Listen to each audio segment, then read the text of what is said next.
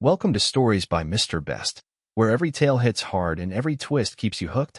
If you've ever been betrayed by your own family or underestimated by those closest to you, then this story will strike a chord.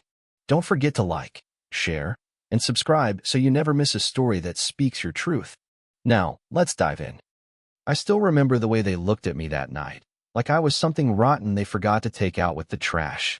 My father wouldn't meet my eyes. My mother was clutching her pearls like I'd robbed her, and my sister, Melanie, just stared as if she hadn't known me her whole life. You chose your own path, Dad said, his voice cold and clipped, so don't expect to walk ours. That was the night they disowned me, all because I refused to take over the family business. I didn't want to sell overpriced properties to desperate people. I wanted to build something of my own. And that choice cost me everything: my room, my name at the dinner table, even a seat at my sister's college graduation. I walked out with nothing but my phone and a 10-year-old laptop. For 5 years, I slept on couches, waited tables, worked double shifts, and built a small online furniture business from scratch. While they posed in luxury for social media likes, I was teaching myself how to code, how to ship products, how to speak to angry customers without losing my mind. I failed more times than I could count. But when things finally clicked, they really clicked. Orders rolled in faster than I could fill them, and soon I had a full team and a rented warehouse. By year 6, I bought my first home, modest but mine. Clean white walls, sunlit windows, and hardwood floors I laid with my own hands. It was peace. It was freedom. And best of all, it was silent. No insults, no manipulation, no guilt trips. I hadn't spoken to my family in nearly 7 years when the text came. It was from Melanie. "Hey, long time. Can we talk? I miss you." I stared at the screen for a long while. Miss me? The same sister who once said, "Just let him go, Mom. He made his choice." I didn't respond. 2 days later, Mom called. I didn't pick up. Then my cousin Janice messaged me on Facebook, and that's when I got curious. "Hey, I heard they're planning Mel's wedding at your place. Congrats." My blood ran cold. My place? What on earth was she talking about? I called Janice right away. "Who told you that?" I asked, trying to stay calm. She sounded surprised. "Your mom. She said you offered to host the pre-wedding dinner and bridal prep there. She even sent pictures of your place." My jaw clenched so tight I thought I'd break a molar. My mother had taken pictures from an old post I made showing off my finished kitchen, without asking, and passed them off like I'd rolled out a red carpet for her princess. That same evening, I got a knock at the door. It was Melanie, grinning like nothing had ever happened. "Hey, big brother," she said, arms outstretched. "Mind if I come in?" She didn't wait for an answer. I stood there stunned as she walked straight into my living room, took off her heels, and started chatting like we'd spoken yesterday. "So the wedding's in 3 weeks," she said, plopping onto my couch. "And we're thinking of doing the bridal prep here. The light in your bathroom is amazing." I blinked. "Wait. What?" She tilted her head like I was the one acting strange. "The girls need a place to get ready. You've got the space. Plus, Mom said you'd be cool with it." I stared at her, then slowly shook my head. "You do realize you all cut me off, right? You disowned me." Her smile didn't even flicker. "Oh, come on. That was ages ago. Water under the bridge." She waved a hand dismissively, then stood up to inspect my hallway. "We'll probably set up the glam team in here. Do you have any folding chairs?" I felt something in my chest break. Not my heart, not quite. It was something deeper, something tired. I walked over, took her by the arm, and guided her back to the front door. "Mel," I said quietly, "this is not your house. You don't get to walk back in here like nothing happened." She scoffed, pulling her arm back. "Seriously? You're going to hold a grudge now? When we're finally trying to include you again?" I laughed, an ugly, bitter laugh. "Include me? You're not including me. You're using me. Big difference." She rolled her eyes and pulled out her phone. "Fine. I'll let Mom know." "But she won't be happy." I didn't say anything. I just closed the door behind her and turned the lock. My hands were shaking, not from fear, but from fury. This wasn't about the wedding. It was about control. They thought I was still the same kid who begged for a place at their table. What they didn't know was that I'd built my own. The next morning, I opened my email to find a forwarded message from my aunt. The subject line read, bridal schedule, updated guest list, and venue plan. I wasn't sure why she thought I'd care, but I clicked it anyway. There it was, in black and white.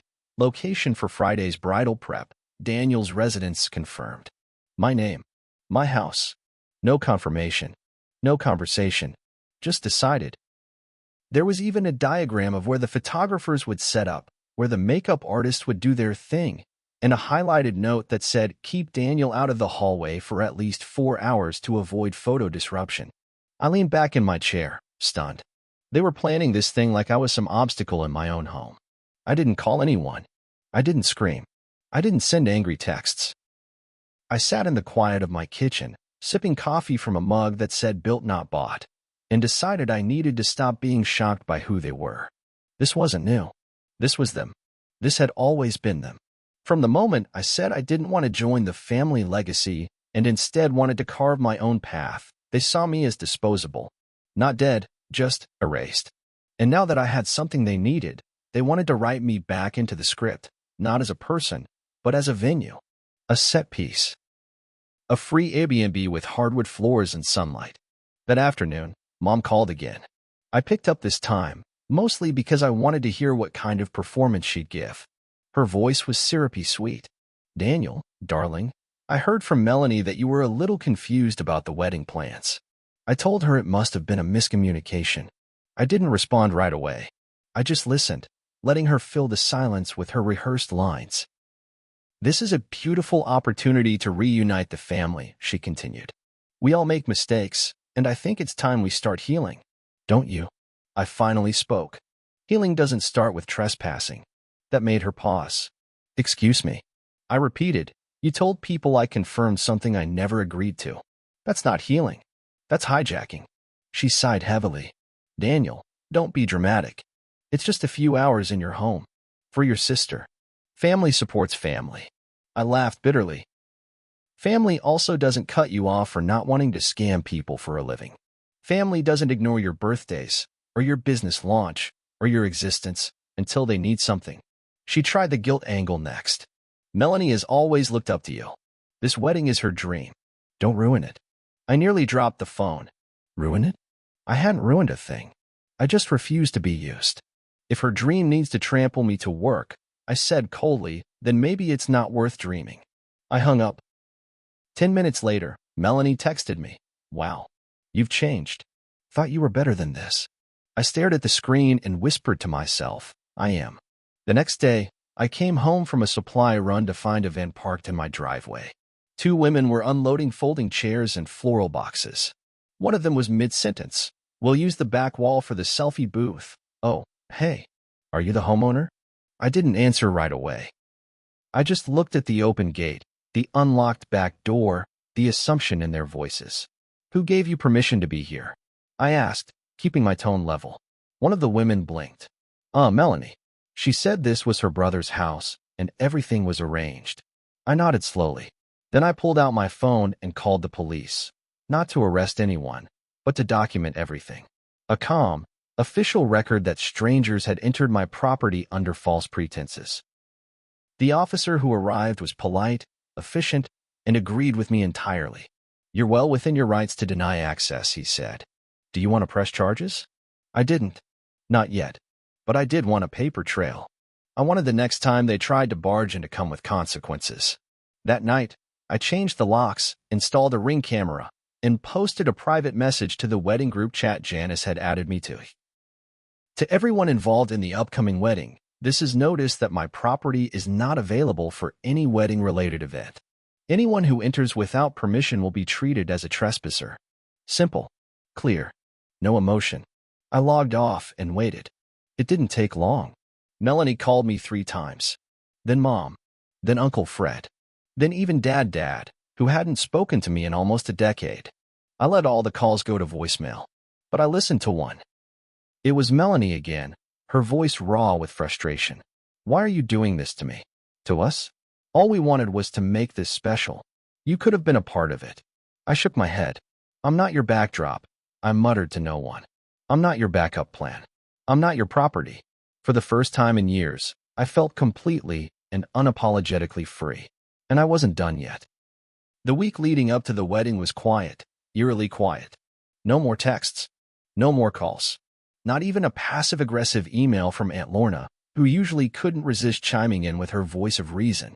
It felt like the calm before a storm, and deep down, I knew my family. They didn't give up that easily.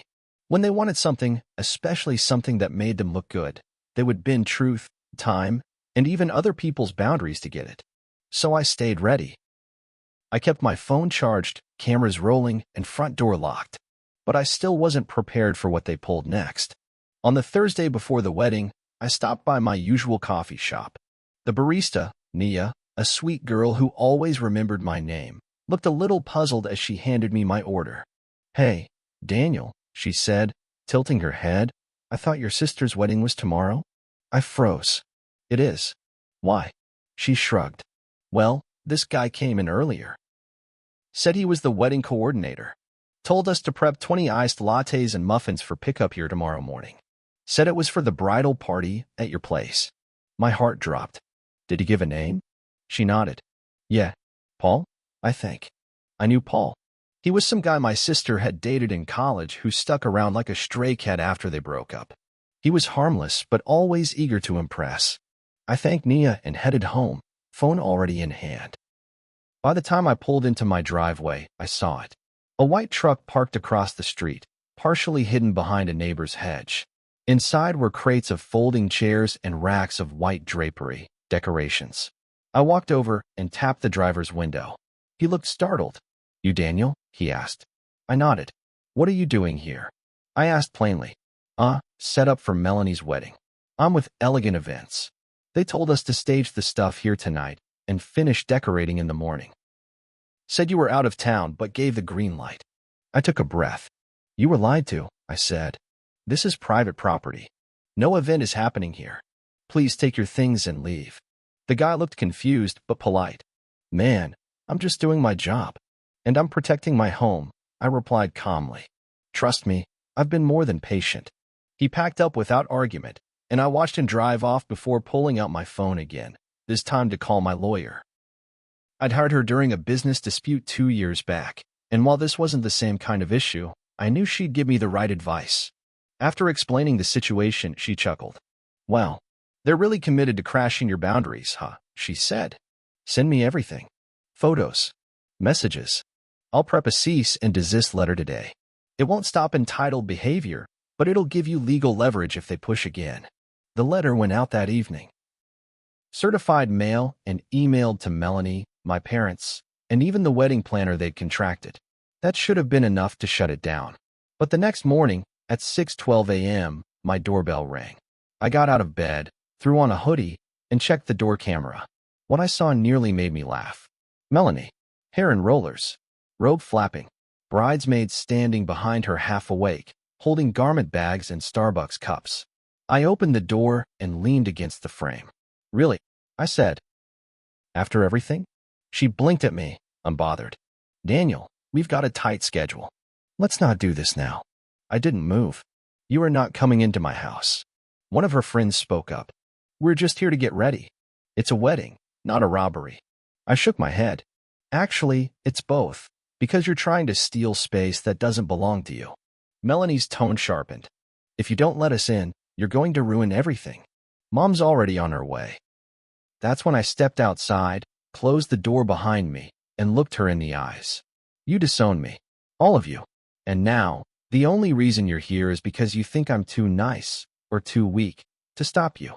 She started to say something, but I held up a hand. "You didn't apologize. You didn't acknowledge a thing you did. You just barged back into my life when it was convenient for you." My voice didn't rise, but it didn't need to. The truth stung harder than yelling ever could. "Go book a hotel like everyone else. This door stays closed." And then, like some divine exclamation mark to the moment, the police cruiser pulled up. The same officer from earlier stepped out. Melanie's eyes widened. "You called the cops?" "No," I said. "I filed a report days ago. They're just checking in, routine follow-up." The officer smiled at me. "Everything all right this morning, sir?" I nodded. "Everything's under control." Melanie's face went pale. She turned around, muttering something to her bridesmaids, and stormed off. I watched them load back into their cars and disappear down the street. That evening, I got a voicemail from my father. I didn't listen to it. I just saved it, in case I ever needed a reminder. A reminder that peace doesn't always come from reconciliation. Sometimes, it comes from a locked door, a calm voice, and the refusal to be used one more time. The wedding went on without me. I knew it would. People like my family don't cancel events. They just rebrand disasters as intentional changes. Melanie moved the bridal prep to some boutique hotel across town. I saw filtered selfies online the next day with captions like, "The suite was perfect after all." And sometimes plans change for the better. There wasn't a single mention of me. No explanation for why their first choice venue vanished. Just more of the same. Fake smiles, carefully angled camera shots, and enough hashtags to choke a social feed. But I didn't care anymore. What mattered most was that they didn't win. For once, I held the line, and they blinked first. That Saturday afternoon, I spent the day exactly how I wanted. I brewed a strong cup of Ethiopian roast, sat on my porch in shorts and an old band tee, and listened to music without a single knock, text, or demand on my piece. It felt unreal. Like the first deep breath after years of holding it in. And while the world fussed over wedding hashtags, I was finally learning what silence without guilt sounded like. It didn't ache like I feared it would. It hummed. It healed. But peace has a funny way of making the past echo louder, at least at first. I found myself remembering everything I'd buried, the birthdays they skipped, the calls they ignored, the day I showed them my first big sale and all I got was a muttered, "So what?" from Dad. All the ways they taught me, not with words but with neglect, that I was only valuable when I was useful to them. And for years, I tried to earn my way back into their version of love. I built success thinking it would impress them. I bought this house hoping it would earn respect. But now I understood. Their approval had never been the reward. It had always been the leash. The following Monday, I received a letter. It came in a pale pink envelope, no return address, just my name scrawled across the front in handwriting I instantly recognized, Mom's. For a moment, I considered tossing it into the trash. But curiosity got the better of me. Inside was a folded note, not long, written with the kind of careful penmanship that meant she'd rehearsed it several times before writing the final copy. The words were neat, cold, strategic. Not once did she apologize for what they'd done. Instead, it said, "Despite the confusion, we still consider you part of the family. It's unfortunate that you chose to separate yourself from us during such an important milestone. Perhaps in time, you'll see this from a place of understanding and maturity." I read it twice. 3 times. Then I placed it down slowly, poured myself a glass of water, and laughed.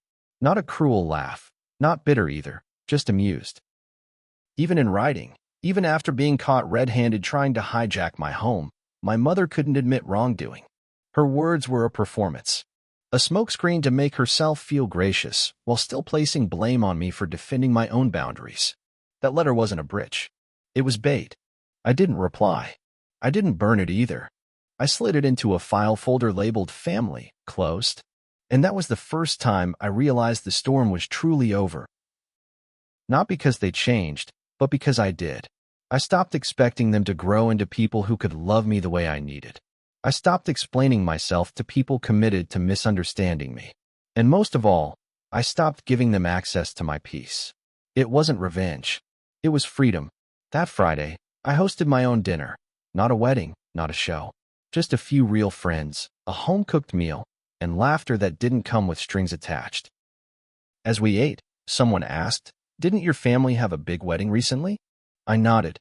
"They did," I said simply. "But I didn't attend." "Why not?" another friend asked, curious but kind. I looked around the table, the safe warmth of that evening soaking into the walls of the house I built myself. Then I smiled. "Because I finally realized something," I said. "Sometimes walking away from a family tree is the only way to grow your own roots." They nodded. No one pressed further. And that's when I knew I wasn't alone anymore. I'd stopped chasing the wrong people and made room for the right ones. That night, before bed, I stood by my front door and looked out across the street. The same curb where the wedding truck once parked. The same driveway they tried to claim as their own. Now it was just quiet. Still. Mine. And in that silence, I made myself a promise. I will never apologize for protecting the life I've built. Not again. Not ever. Weeks passed. The wedding buzz faded like cheap perfume. Loud at first, then nothing. No more group photos. No more filtered stories. No dramatic fallout or sudden apologies. Just silence. And that silence said everything. They'd lost their grip. Not because I made a scene. Not because I slammed doors. But because I finally refused to play along. They couldn't figure out how to handle a version of me that didn't beg for inclusion, didn't explain himself, didn't flinch. They tried to hijack my home, and in doing so, they exposed what they'd really seen me as all along: an asset. Not a brother. Not a son. Just a place to use. Then something strange happened. People started reaching out, not from my family, but from their circles. Old family friends, extended cousins, even a former neighbor. They'd seen bits of the drama. They heard whispers about Daniel refusing to open his doors and how I'd humiliated the family. But instead of judging me, most of them wanted to say something else. "I always wondered why they treated you that way," one said. "You've done well for yourself," another wrote. "I hope you're proud." And I was. Not for the success, not even for standing my ground, but because for the first time, people saw the whole picture. And this time, I wasn't the villain in their story. I was finally telling my own. One afternoon, about a month later, I got a knock at the door. It wasn't Melanie. It wasn't my parents. It was someone I hadn't seen in over 10 years, my cousin Leah. We used to be close when we were kids. Before the silence. Before the divide. She stood there in jeans and a plain t-shirt, holding a small box. "Hey," she said softly. "Can we talk?" I hesitated, then stepped aside and let her in. We sat at the kitchen island, the same place Melanie once tried to assign to a makeup artist like I was some kind of Airbnb host. Leah set the box on the counter. "I found this in Grandma's attic when we were cleaning out the old place." I opened it. Inside were old photographs, drawings, and a hand-carved wooden ornament with my initials etched at the bottom. My name, written in our grandmother's script. Leah pointed to one picture of us as kids, standing on the porch of the house I now owned. "You always said you'd buy a house like this one day. Guess you did." I smiled, not out of pride, but out of something softer, gratitude. She paused. "I'm sorry for how everyone treated you." I didn't speak up back then. I didn't know how. But I'm here now. And I want you to know that not all of us think like them. That meant more than she probably realized. Not because I needed validation, but because it reminded me that not every branch in a family tree is rotten. Some grow quietly, unnoticed, waiting for the right season to bloom. We talked for hours that day, about life, about choices, about the people we used to be. And when she left, I felt something loosen inside me. The past hadn't vanished, but it didn't weigh as heavy anymore. That weekend, I finally redecorated the guest room. The same one they'd planned to use for hair and makeup. I painted the walls a warm sage green, hung new curtains, and placed a single photo on the dresser, me and Leah, laughing in the backyard. That room wasn't for guests anymore. It was for real connection, for chosen family, for the future I was building on my own terms. Then I did something I never thought I'd do. I wrote a letter, not to send, just to write. To Mom, to Dad, to Melanie. It wasn't angry. It wasn't bitter. It was honest. I told them I forgave them, not for their sake, but for mine. I told them I hoped they found happiness, even if it didn't include me. I told them that this house, this life, was built from the ground up by someone they thought wasn't worth keeping. And now, I wasn't theirs to discard. I was mine. I folded the letter, sealed it, and placed it in the same file folder labeled family, closed. Not because I hated them, not because I wanted revenge, but because that chapter was over, done, and I didn't need to reopen it to prove anything. Now, when I walk through my home, I don't see shadows of who tried to take it from me. I see a life I protected, a life I chose. Every plank of wood, every photo on the wall, every quiet morning, that's mine. Not inherited, not handed down, earned. They tried to hijack my home for a wedding, but in the end, I hosted something much more powerful, a reckoning, and I never let them in again. If this story moved you, make sure to like, share, and subscribe to our channel for more powerful real-life dramas and emotional journeys. Your support helps us keep telling stories that speak truth, inspire strength, and remind us that sometimes walking away is the most courageous thing we can do.